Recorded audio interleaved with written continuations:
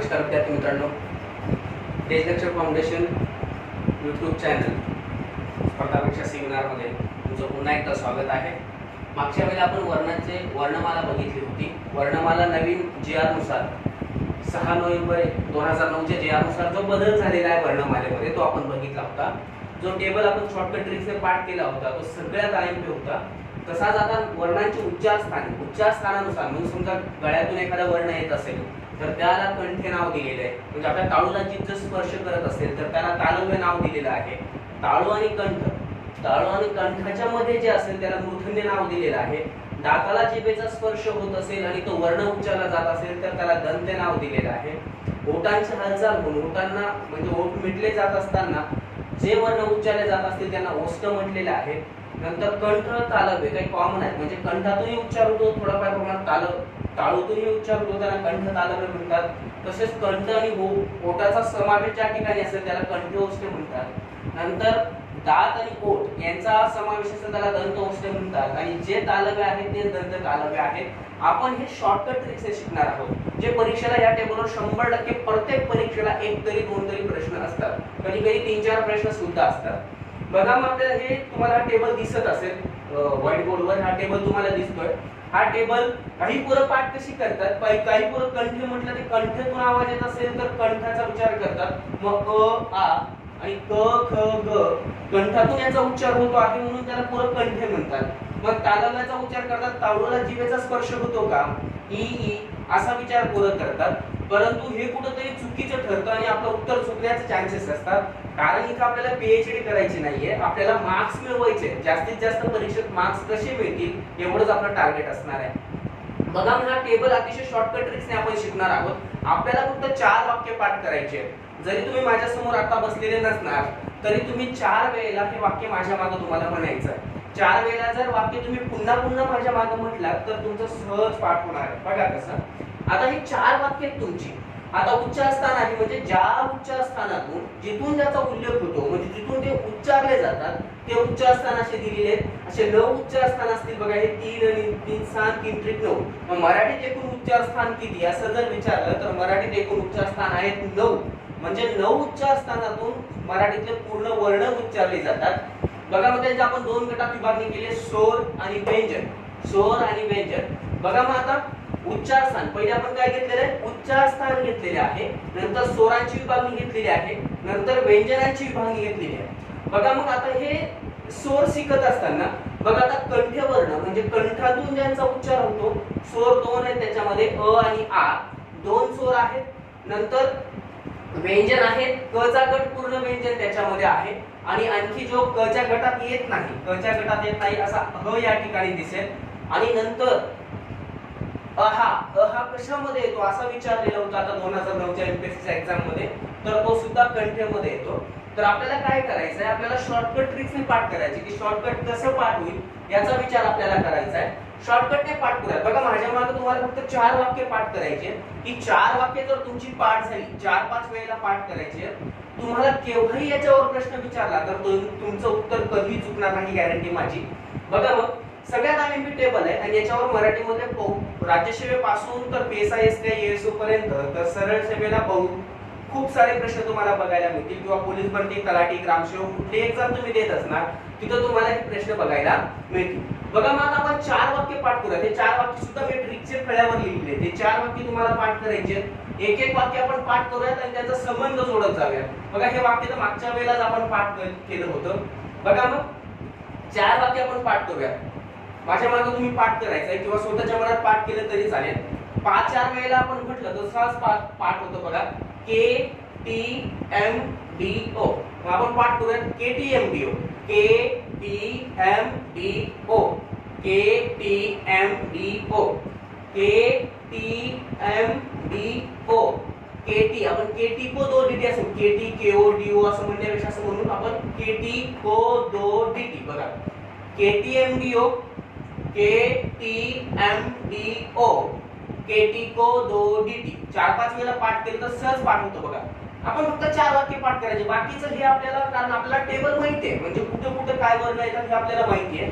त्यानुसार फक्त बघा KTMDO KT को 2 DT KTMDO केटी को दो dt, KTMDO, केटी को दो dt.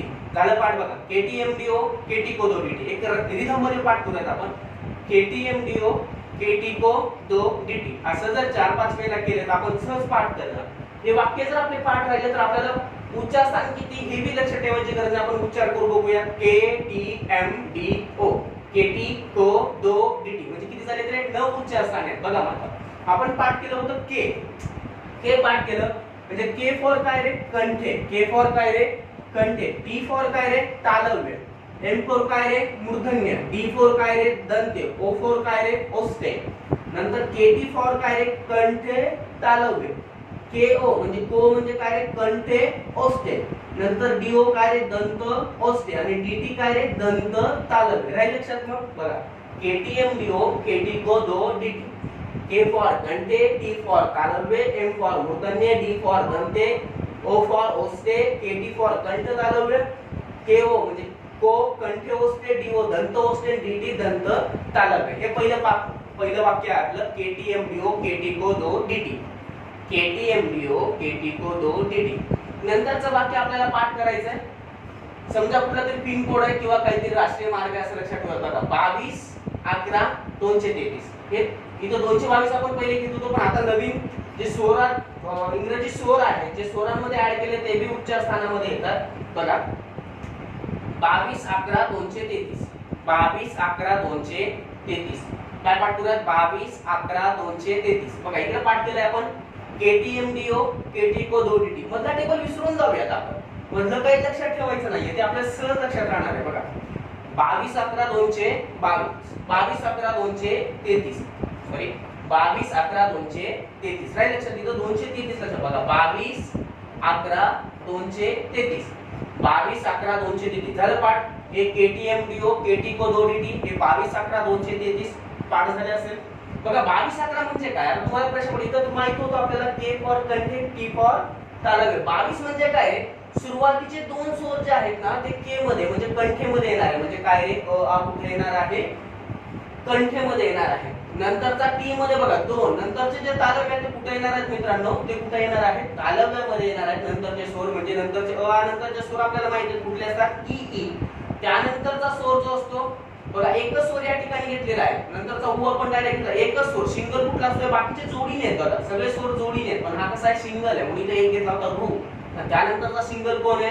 रू. नंतर 22 आपण घेतला होता रिदम मध्ये. लगेच रांगेत काय रे? उ उ. नंतर 3 घेतले होते. 3 स्वर बघा ए आ आई. पण इथं आपण ऍ बाहेर लिहिलेला आहे कारण बहुतेक वेळा नवीन ऍड केलेला आहे म्हणून ए आई आणि ऍ.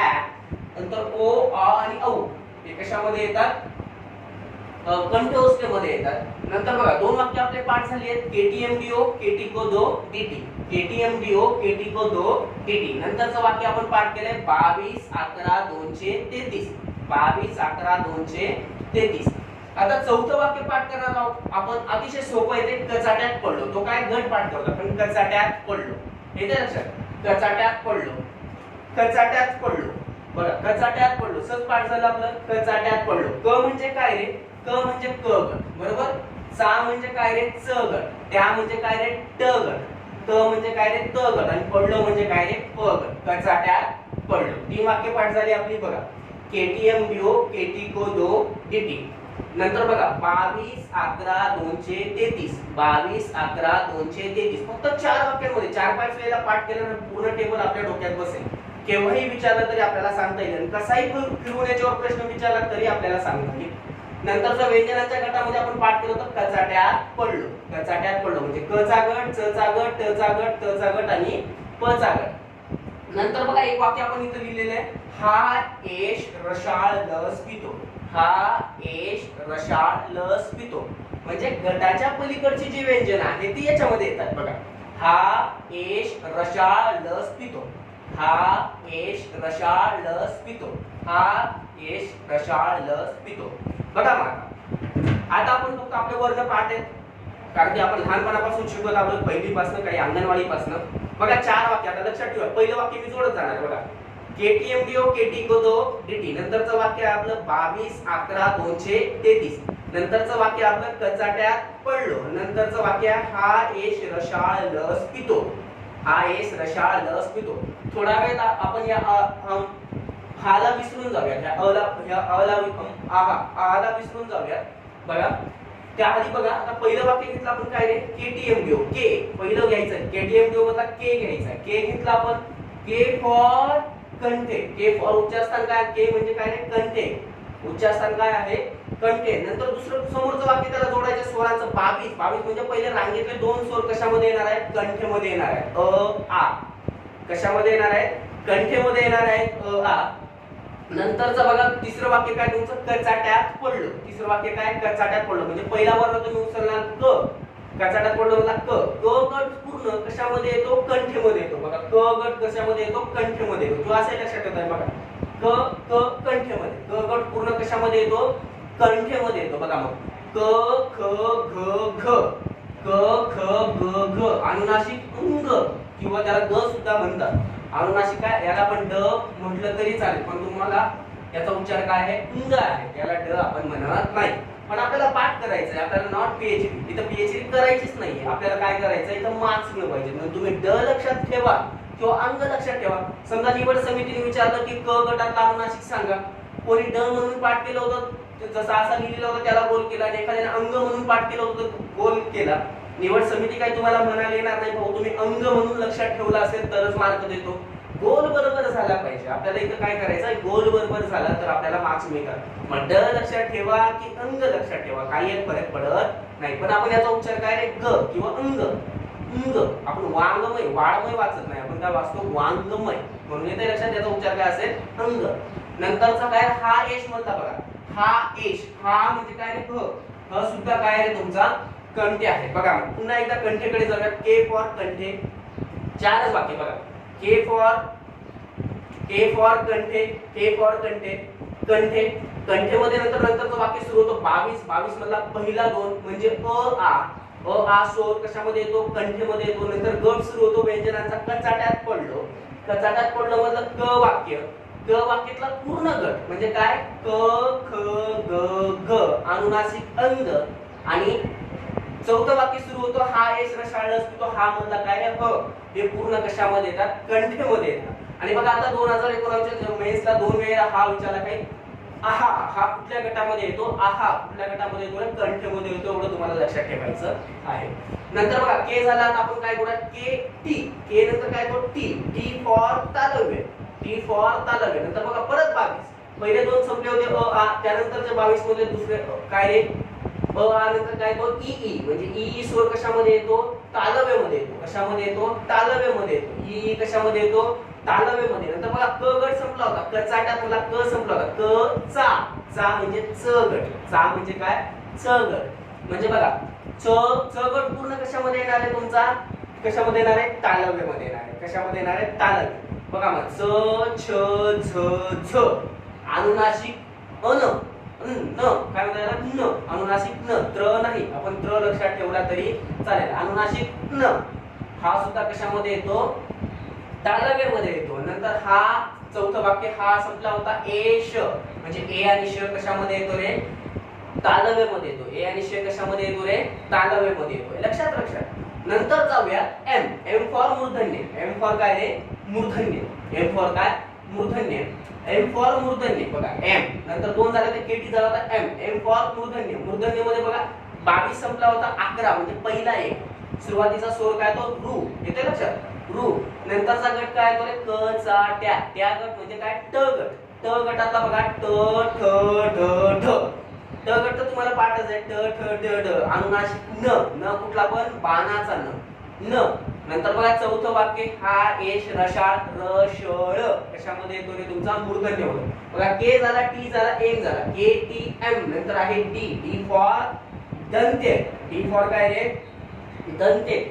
दंतेमध्ये बघा दातांना स्पर्श करून येणारे. नंतर बघा 22 झाला होता, 11 मधला शेवटचा एक, 11 एक एक. रांगेतला स्वर कुठला, रू. सहज लक्षात राहील. रू कशामध्ये येतो तुमचा, दंतवस्तेमध्ये, सॉरी दंतेमध्ये येतो. नंतर बघा क चा ट्या त. क चा ट्या झाला होता. नंतर काय आहे, त. त गट पूर्ण बघा त थ ध ध. अनुनासिक न. अनुनासिक न. न लिहायचं राहिला इथं. अनुनासिक काय रे, न नळाचा न. त थ ध ध. अनुनासिक न. आणि हा एश रसाळ लस पितो. रसाळ झाला होता लस कशामध्ये येतो रे तुमचा डी मध्ये, म्हणजे कशामध्ये येतो दंतेमध्ये येतो. नंतर बघा ओ, नंतरचं वाक्य बघा ओ फॉर ओस्टे, ओ फॉर ओस्टे. नंतर 22-11 झाला होता, नंतरचा 2 उ उ, नंतरचा 2 बघा रांगेतले शोध उ उ कशामध्ये येतात ओस्टेमध्ये येतात बघा उ उ. ओष्टांचा उल्लेख बघा उ उ. नंतर पडलो मधला प गट पूर्ण बघा प फ भ भ म, प फ भ भ म. नंतर इकडचा हा यश रसाळ लस पितो संपलो. तुम्ही म्हणणार नाही की सर इथं पितो आला म्हणजे पी, पी म्हणजेच प, पितो तर काहीच नाही, पितो काय आहे सायलेंट आहे म्हणून आपण तिथं समोरच लिहिला होता हा यश रसाळ लस पितो. म्हणजे हा वाक्य इथपर्यंत संपून गेले. म्हणजे या वाक्याचा 4 गटांपर्यंत संबंध आहे, याचा पण 4-5 गटांपर्यंत संबंध आहे. येते लक्षात, याचा 5 गटांपर्यंत संबंध आहे. म्हणजे बघा डी झाला होता ओ झाला बरोबर, ओस्टेपर्यंत तुमचं काय झालं एवढंपर्यंत तुमचा सगळा गट संपला. फक्त इथे तुम्हाला लक्षात ठेवायचं आता कंठ तालव्य काय ठेवायचं रे कंठ तालव्य बघा ओ झाला आता के टी, के फॉर कंटेंट, टी फॉर तालव्य, कंठे तालव्य. 22-11 233, 33 मधला आता 3 सुरू झाला म्हणजे रांगेतले 3 ए आ ऐ, ए आ ऐ कशामध्ये येतात रे तुमचे कंठ तालव्यामध्ये येतात. कशामध्ये येतात कंठ तालव्यामध्ये. बघा इथं कचाट्यात पडलं संपलं होतं म्हणजे इथं काही नाही, इथं हा एस रसाळ लस पितो हा संपला होता म्हणजे इकडे काही नाही. फक्त कंठ तालव्यामध्ये कोण आहेत स्वरच आहेत, फक्त त्या 3 स्वर आहेत ए आ ऐ. येते लक्षात. नंतर बघा केटी झाला, नंतर तुमचा आहे केओ, नंतर काय आहे केओ कंठे ओस्टे. काय आहे कंठे ओस्टे. कंठे ओस्टे मध्ये मी तुमचा आता हा 3 शिल्लक राहिला. नंतर उरलेले रांगेतले 3 स्वर ओ आ औ, ओ आ औ, कंठ ओस्टे म्हणजे कंठातून पण त्याचा उच्चार होतो आणि ओठात पण उल्लेख होतो. कंठ ओस्टे म्हणजे कंठातून आणि ओठातून कंठ ओस्टे ओ आ औ हे 3. इकडे काही होतं का रे तुमचं नाही, इकडे मी काही नव्हतं म्हणून इकडे विशेष नाही, व्यंजनामध्ये कंठ ओस्टेचा उल्लेख नाही. आता फक्त सगळ्यात जास्त परीक्षेने विचारलेलं याला स्टार करतोय सॉरी याला स्टार करतोय दंत ओस्टे, याला स्टार करतोय मी दंत ओस्टे. त्याच्यामध्ये एकमेव येतो हे लक्षात ठेवा सगळ्यात जास्त दंत ओस्टे काय रे व. बघा मग तुम्हाला हे पाठ करायला मी तुम्हाला सांगून देतो डी ओ ना म्हणजे दंत ओस्टे. दंत ओस्टे न म्हणता आपण काय म्हणायचं दंत वस्टे, दंत वस्टे, ओस्टे नाही म्हणायचं व ओ ऐवजी काय म्हणायचं दंत वस्टे, दंत वस्टे. बघा कंठ वस्टे दंत वस्टे, तर कंठ वस्टे पण याला काय लक्षात ठेवा दंत वस्टे, दंत वस्टे व. दंत वस्टे म्हणजे काय व, दंत वस्टे म्हणजे काय व, दंत वस्टे व म्हणजे व लक्षात राहील. आणि दंत तालव्य म्हणजे तालव्य तुमच्या लक्षात आहे ना तोच दंत तालव्य. फक्त पहिले स्वर व्यंजनामधले 4 छ छ झ झ सुद्धा कशामध्ये येतात दंत तालव्यामध्ये. ते तालव्यामध्ये पण येतात आणि दंत तालव्यामध्ये पण येतात. मग आता कन्फ्युजन जर आलं च कशामध्ये येतो ऑप्शन आलं दंत तालव्य, तालव्य दंत तालव्य, तर उत्तर तुमचे दोन्ही येतील. पण त्याच्यावर जर उदाहरण दिलं तुम्हाला जात हा शब्द मधला अधोरेखित केलेला ज किंवा अधोरेखित केलेला जा हा कशामध्ये येईल तालव्य किंवा दंत तालव्य, तेव्हा तो ठरवायचा असेल तुम्हाला एक कशामध्ये तालव्यामध्ये की दंत तालव्यामध्ये. येते लक्षात. तालव्य आणि दंत तालव्य कसे ओळखायचे ते आपण बघूयात. पण त्या आधी आपण पुन्हा एकदा ओळखून करूया 4 वाक्य. मला पहिलं आहे तुमचं केटीएमडीओ, केटीएमडीओ केटी को 2 डीटी. नंतर आहे 22-11 233. नंतर आहे कचाट्यात पडलो. नंतर आहे हा यश रसाळ लस पितो. आता ब्लॅकबोर्ड कडे न बघता सुद्धा तुम्हाला येऊन जाईल बघा. ब्लॅकबोर्ड कडे न बघता तुम्हाला येऊन जाईल के फॉर कंठे, के फॉर कंठे. कंठे म्हणजे कंठे उच्चार स्थानामध्ये येणारे सगळं, कंठे उच्चार स्थानामध्ये येणारे सगळे ते येणार तुमच्या कंठीमध्ये. नंतरचं दुसरं वाक्य तुमचं सुरू होतो 22 मधले पहिले 2 जे आहेत म्हणजे रांगेतले स्वर तुम्हाला माहिती आहे अ आ कशामध्ये येणार तुमचे कंठेमध्ये येणार. नंतरचं तिसरं वाक्य सुरू होतो कचाट्यात पडलो. तिसरं वाक्य काय सुरू होतं तुमचं कचाट्यात पडलो. कचाट्यात पडलो सुरू झालं म्हणजे क गट, क गट संपूर्ण कशामध्ये येणार आहे तुमचा कचाट्यात पडलो क गट पूर्ण येणार कंठेमध्ये. म्हणजे बघा क ख ग घ अनुनासिक अंग. आणि नंतर चौथं वाक्य तुमचं सुरू होतं हा एश रसाळ लस पितो. त्याच्यात काय रे हा म्हणजे कशामध्ये येतो रे तुमचा कंठेमध्ये येतो. आणि एक तुम्हाला आयएमपी सांगितलं होतं परीक्षेने आता लेटेस्ट विचारलाय आहा कशामध्ये येतो कंठेमध्ये येतो. येते लक्षात. नंतर बघा टी तसंच तालव्य, तालव्य नंतरचा 22 ई ई च दुसरं वाक्याचं क चाड्यातला च च च च च चा गट पूर्ण. नंतर एश हा एश, एश कशामध्ये येणार तालव्यामध्ये येणार. तसंच मूर्धन्य एम फॉर मूर्धन्य, एक रांगेतला स्वर काय येणार रू, इथला ट गट नंतरचा बघा डी दंते, नंतर काय तिकडे रशाळ, नंतरचा एक पूर्ण काय त गट, नंतर काय रे लस, नंतर ओष्ठेमध्ये काय रे दोन उ उ पडलो प गट पूर्ण. पुढे ते वाक्य शिल्लक राहिलं होतं का काही नाही, म्हणजे हे वाक्य 4 वर्णांपर्यंत लक्षात ठेवायचं आहे आणि हे वाक्य 5 वर्णांपर्यंत, म्हणजे आपला विषय तर संपून गेला. आता आपल्याला एवढं लक्षात ठेवायचं केटी, केटी फॉर कंठ तालव्य. लक्षात काय ठेवायचं आहे? कंठ तालव्य. मग कंठ तालव्य लक्षात ठेवणार, केटी कंठ तालव्य तुम्ही लक्षात ठेवणार. तिथं काय ना 233 मधला हा 3, म्हणजे रांगेतली 3 स्वर जी आहेत ती कुठे येणार? तुमची कंठ तालव्यामध्ये येणार. ए आई ऍ किंवा ए रचना कशी आहे त्याची? ए ऍ ऐ अशी रचना आहे, त्यानुसार लक्षात ठेवा. पुढे काही नाही, म्हणजे व्यंजनांमध्ये कंठ तालव्यामध्ये काही येत नाही. नंतर कंठ ओष्ठेमध्ये 33 मधला 3 ओ आ औ, ओ आ औ हे 3 स्वर कशामध्ये येणार? कंठ ओष्ठेमध्ये. इकडे पण काही एक नव्हतं, संपलं. फक्त तुम्हाला आयएमपी करून सांगितलं तुम्ही, एवढं तुम्हाला लक्षात ठेवायचं आहे. दंत वस्ते, दंत वस्ते न म्हणता आपण काय म्हणणार? दंत वस्ते म्हणणार. काय? दंत वस्ते. व फॉर कशामध्ये येणार तुमचा? दंत वस्तेमध्ये येणार. नंतर आपण लक्षात ठेवलं डीटी दंत तालव्य. नंतर काय लक्षात ठेवलं होतं आपण? डीटी दंत तालव्य, म्हणजे च छ ज जेवढे 4 दंत तालव्यामध्ये येतात तेच तालव्यामध्ये येतात. जे तालव्यामध्ये येतात तेच दंत तालव्यामध्ये येतात. मग बघा तालव्य आणि दंत तालव्य कसे लक्षात ठेवायचे ते आपण लक्षात ठेवूया. एवढं पाठ झालं बघा. 4 वाक्य सगळ्यात आयएमपी काय रे? 4 वाक्य. केटीएम डीओ, केटी को दो डीटी, 22 अकरा 233, नंतर कचाट्यात पडलो, नंतर चौथं वाक्य काय? हा यश रशाळ लस पितो. एवढे 4 वाक्याला 4-5 वेळेला पाठ करा. पाठ केल्यानंतर तुम्हाला सगळं लक्षात आहे. के घ्यायचा, के म्हणजे कंठे, नंतर 22 मधला 2 म्हणजे रांगेत 2 स्वर जे आहेत ते क, कुठले स्वर? अ आ. नंतर कचाट्यात पडलो वाक्य घ्यायचा, म्हणजे क गट पूर्ण क क ख क ख ग ग अनुनासिक अंग, नंतर हा घ्यायचा. दुसऱ्या चौथ्या वाक्यात हा एश म्हणजे हा वाक्यातला हा ह पूर्ण कशामध्ये येतो? कंठमध्ये. तसंच टी फॉर तालव्य, तालव्यामध्ये घेतल्यानंतर नंतरचे परत 22 म्हणजे 2 स्वर ई ई तालव्यामध्ये येणार. नंतर च घेणार, च छ ज ज अनुनासिक न अन हे कशामध्ये येणार? तालव्यामध्ये येणार. नंतर हा संपला होता एश, हा एश, ए आणि श कशामध्ये येणार? तालव्यामध्ये येणार. असं तुम्हाला लक्षात ठेवायचं आहे. आणि आयएमपी फक्त आहा कशामध्ये येतो? आपण ट्रिकच्या पलीकडे त्याला लक्षात ठेवायचंय. कशामध्ये येतो? कंठीमध्ये येतो आणि व दंत ओष्ठमध्ये येतो. ठीक आहे लक्षात? थोडं राहील लक्षात. आपण आता बघूया तालव्य आणि दंत तालव्य ओळखायची कशी. काय ओळखायची आपल्याला रे? तालव्य आणि दंत तालव्य तुम्हाला ओळखायला घ्यायचे. तालव्य आणि दंत तालव्य आपण ओळखणार कशी? बघा मग तालव्य आणि दंत तालव्य ओळखायचे असतील ना तर काय करायचं बघा. तालव्य जर ए युक्त म्हणजे एखाद्या शब्दाचा च छ ज ज या 4 शब्दांचा च छ झ झ या शब्दाचा जर ए युक्त उच्चार येत असेल तालव्य आणि दंत तालव्य, तालव्य आणि दंत तालव्य जर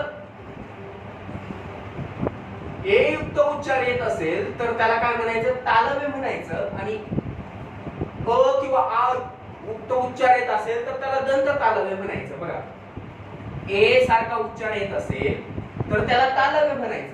बरोबर? आणि अ किंवा म्हणजे ए सोडून काही उच्चार येत असेल तर दंत तालव्य, अ किंवा आ सारखा उच्चार येत असेल तर काय म्हणायचं? दंत तालव्य. बघा उच्चार च छ ज ज या 4 वर्णांचा उच्चार जर ए सारखा येत असेल तर तालव्य, अ किंवा आ सारखा येत असेल तर दंत तालव्य. मी म्हटलं आता बघा काही 2-3 शब्द कन्फ्युजन आहे. समजा मी म्हटलं की जप आणि जप, एक जप जपमाळा संबंधित, एक जप काळजी घेण्यासंबंधी. बघा जप, आता आपण जपमाळ म्हणत नाही, आपण काय म्हणतो रे? जपमाळ. जप जप म्हणजे काय रे? जपमाळ म्हणतो आपण. काय म्हणतो? जपमाळ.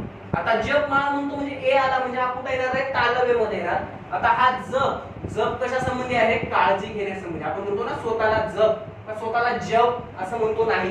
हा तिकडे जळगाव जिल्ह्यात तुम्ही असणार चोपडा, तिकडचे उच्चार चोपडा, पातळपूर, पाटोळा, तिकडे ज ज य ला काय करतील भरोसा नाही. म्हणून काही शब्द मेन असतील मोरावाळ्याच्या पुस्तकांमध्ये तेवढे पाठ करून टाकूया. काळजी घे, काळजी घेण्यासंबंधी. बरोबर? नंतर मी म्हटलं की जग, जग आणि जग, जग आणि जग. आता मी म्हटलं की हा बघा जग, जग म्हणजे पूर्ण विश्व, विश्वासंबंधी. विश्वासंबंधी जो येणार काय रे? तो जग, विश्वासंबंधी येणार तो जग, तर कशामध्ये येणार तालव्यामध्ये. मग हा जग विश्वासंबंधी जर असेल तर कुठे येणार तालव्या संबंधी. नंतर हा जग आला, जग म्हणजे पाण्यासंबंधी आला तर पाण्यासंबंधी आला तर जगच असतो म्हणजे तो कुठे येणार दंत तालव्यामध्ये. मग वाक्य विचारताना कसं आहे की रोहित सकाळपासून जप करत होता.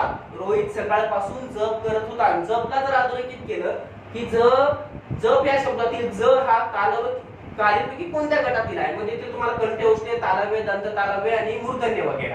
मग तुमचे दोन ऑप्शन असेच कट होणार. तुम्हाला तालव्य आणि दंत तालव्य घ्यायचं आहे.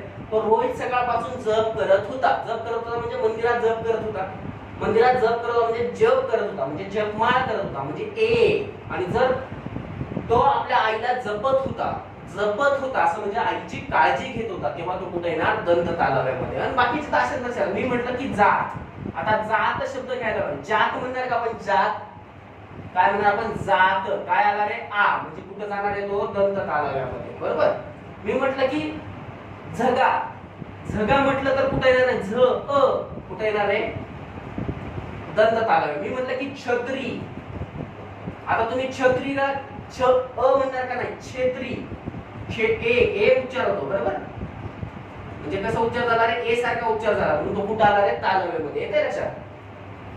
किंवा चंद्र. चंद्र म्हणणार का तुम्ही चंद्र नाही काय म्हणतो आपण चंद्र. काय म्हणतो चंद्र. म्हणून चंद्र सुद्धा कुठे येणार आहे चंद्र कुठे येणार आपण चंद्र म्हणतो का नाही चंद्र म्हणतो. ए युक्त म्हणजे काय येणार आहे तालव्य. येते लक्षात.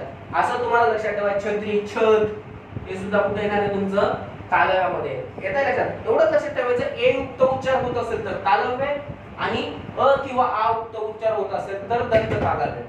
समजलं मित्रांनो. पुढे आपण बुद्धिमत्ता मॅथ आणि रिझनिंग मॅथ आणि इंग्लिश बघणार आहोत. मराठीचे मेन चॅप्टर आपण बघणार आहोत. नंतरचा चॅप्टर आपलं प्रयोग आणि समाज आणि संधी हे चॅप्टर असणार आहे. आजपर्यंत जर तुम्ही आमचं चॅनल सबस्क्राईब केलं नसेल चॅनल सबस्क्राईब करा, लाईक करा, शेअर करा, कमेंट्स करा आणि बेल आयकॉन दाबायला विसरू नका. जेणेकरून आम्ही बनवलेले नवीन व्हिडिओ तुमच्यापर्यंत येऊन पोहोचतील. तुमच्या मित्रांना कळवा. मित्रांपर्यंत ही गोष्ट जाऊ द्या. मित्रांना समजू द्या. आणि एखाद्या कुठल्याही चॅप्टर बद्दल तुम्हाला अडचण असेल तर कमेंट बॉक्स मध्ये नक्की लिहा. तुमच्यासाठी तो व्हिडिओ बनवला जाईल कुठल्याही विषयाचा असू द्या. पण आपण 4 विषय सगळ्यात जास्त फोकस करणार आहोत जे सरळ सेवेला कामात येतात. PSI स्टेट राज्यसेवा सगळ्या विषयांना कामात येतात. त्या दृष्टिकोनातून आपण व्हिडिओ बनवणार आहोत. अतिशय बेसिक पासून तर ऍडव्हान्स पर्यंत आपण बनवणार आहोत. परीक्षाभिमुख जे आहे ते व्हिडिओ आपण बनवणार आणि परीक्षाभिमुखतेला जास्त महत्त्व आपण देणार आहोत. म्हणून नक्की आमचं चॅनल सबस्क्राईब करा. ते लक्ष फाउंडेशन नावाचं चॅनल आहे ते तुम्ही सबस्क्राईब करू शकता. तुम्हाला फायदा होईल. बेल आयकॉन दाबायला विसरू नका. लाईक करा, शेअर करा, कमेंट्स करा. धन्यवाद.